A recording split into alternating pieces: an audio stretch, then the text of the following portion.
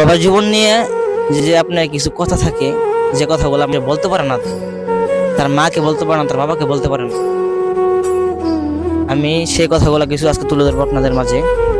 একজন প্রবাসী জানে তার পরিবার ছাড়া, তার ফ্যামিলিকে ছাড়া প্রবাসে কাটানো দিনগুলা একটা দিন মনে হয় 1 বছর একজন প্রবাসীর কাছে। অনেকেই প্রবাসীদেরকে নিয়ে অনেক রোস্টিং করেন, অনেক মজা করেন। আমি তাদেরকে বলতে চাই কি, ভাই আপনারা যদি একবার প্রবাসে আসেন আপনারা বুঝতে পারবেন একজন প্রবাসীর মনে কতটা দুঃখ থাকে, একজন প্রবাসী কতটা দুঃখ নিয়ে প্রবাসের মধ্যে থাকে, প্রবাসী মাটিতে সে কাজ করে।